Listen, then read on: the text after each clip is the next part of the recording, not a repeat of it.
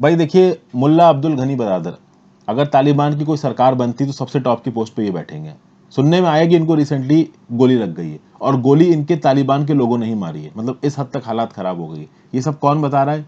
ये बता रहा है पंजशीर ऑब्जर्वर नाम का एक ट्विटर हैंडल। ये एक अनवेरीफाइड ट्विटर हैंडल है और अब ऑब्वियस सी बात है, वेरीफाई करने के लिए आपको आइडेंटिटी एसरटेन करनी पड़ेगी और ट्विटर हैंडल बेस्ड होगा अफगानिस्तान के अंदर। चूंकि इतनी सेंसिटिव न्यूज बता रहा है तो अफगानिस्तान के अंदर से ऑपरेट कर रहा होगा और आइडेंटिटी अपनी बता नहीं सकता। आइडेंटिटी पता चल गई तो तालिबान इसको छोड़ेगा नहीं। तो कुल मिला के इस पंजशीर ऑब्जर्वर ने बोला है कि मुल्ला अब्दुल गनी बरादर और ये जो हकानी ग्रुप का आपके हेड है अनास हकानी, इन दोनों के बीच में बातचीत बन नहीं रही है। हकानी फैक्शन आपको पता है काबुल जलालाबाद के पास का जो इलाका है, ओवरऑल इसका हेड हकानी नेटवर्क है और हकानी नेटवर्क तालिबान के साथ ही एफिलिएटेड है। एक सेमी ऑटोनॉमस ग्रुप बोल सकते हो आप इसको, हकानी का, तालिबान का। और हकानी नेटवर्क को पूरी तरीके से बैक करता है पाकिस्तान। तो हुआ ये कि पंजशीर में जो लड़ाई चल रही थी, इस पंजशीर की लड़ाई को लेके ओवरऑल इन दो फैक्शंस के बीच में इशू बताया जा रहा है। मुल्ला अब्दुल गनी बरादर, ये जो तालिबान के लड़ाके पंजशीर वैली में लड़ रहे थे, इनको शायद वापस बुलाना चाहते थे। अब एग्जैक्ट वजह क्या है वापस बुलाने की, ये किसी को नहीं पता है। हो सकता है कि बहुत सारे तालिबान के लड़ाकों की यहाँ पे जान गई है। सुनने में तो आ रहा है कि 1000 से ऊपर लोग हो सकता है यहाँ पे मरे हो। अभी पता नहीं है कितने लोग मरे, कितना दोनों तरफ से कैजुअलिटीज हुई हैं और आगे करेक्ट फिगर पता चल पाए ये भी बहुत मुश्किल है। तो ये मुल्ला अब्दुल गनी बरादर वापस बुला रहे थे तालिबान के लड़ाकों को। हो सकता है इसलिए वापस बुला रहे हो क्योंकि वो बातचीत से मसला सुलटाना चाहते हो, इंटरनेशनल एक्सेप्टेबिलिटी चाहते हो। लेकिन अनास हक्कानी, ये जो हक्कानी ग्रुप के हेड थे, ये चाहते हैं कि ओवरऑल तालिबान पूरी तरीके से पंजशीर के ऊपर कब्जा कर दे और इस रेजिस्टेंस को पूरी तरीके से दबा दे।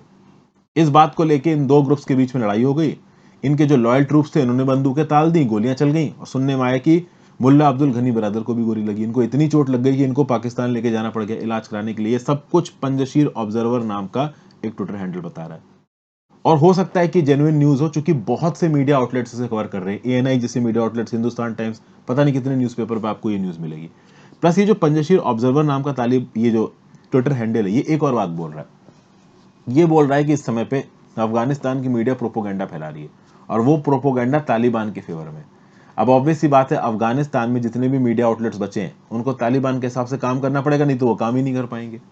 और तालिबान उन मीडिया आउटलेट्स को ये बोल रहा है कि तुम पूरी दुनिया के सामने ये पोर्ट्रे करो कि पंजशीर हार गया, पंजशीर हार गया।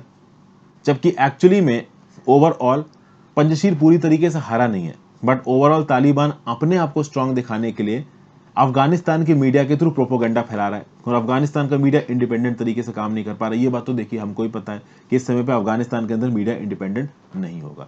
तो ये जो लड़ाई हुई थी ना, जिसमें अब्दुल गनी बरादर को चोट लगी है, इसी लड़ाई को सुलटाने के लिए और बीच में मांडवली कराने के लिए जो आईसीआई के चीफ थे, ये अभी काबुल आए थे अफगानिस्तान में। इनफैक्ट ये जो पंजशीर आपका ऑब्जर्वर करके ट्विटर हैंडल, इसने तो ये बोला है कि 1200 तालिबान के लड़ाके यहाँ पे लड़े हैं, मरे हैं। तो हो सकता है इतनी सारी मौतें हो रही हो तो अब्दुल गनी बरादर ने वापस बुलाने को कहा हो तालिबानी कैडर्स को। अनास हक्कानी ने बोला नहीं, लड़ते रहो, पूरा हरा के आओ। अब तक तो सुनने में आ रहा है कि ऑब्वियसली हरा दिया। एक वीडियो में अभी आपके लिए पोस्ट करूंगा जहाँ पे ये दिखाया गया है कि ये जो आपका तालिबान के लड़ाके हैं, ये पंजशीर के गवर्नर के ऑफिस में घुस रहे हैं। तो एक प्रकार की सिविल वॉर की स्थिति यहाँ पे बन सकती है अगर ये मुल्ला अब्दुल गनी बरादर वाला फैक्शन और हकानी फैक्शन आपस के इश्यूज को नहीं सुलटा पाता है। देखते हैं आगे क्या होता है और ये न्यूज़ कितनी सही है, इसके बारे में भी एक दो दिनों में चीज़ें क्लियर होंगी। Thank you for watching, have a great day.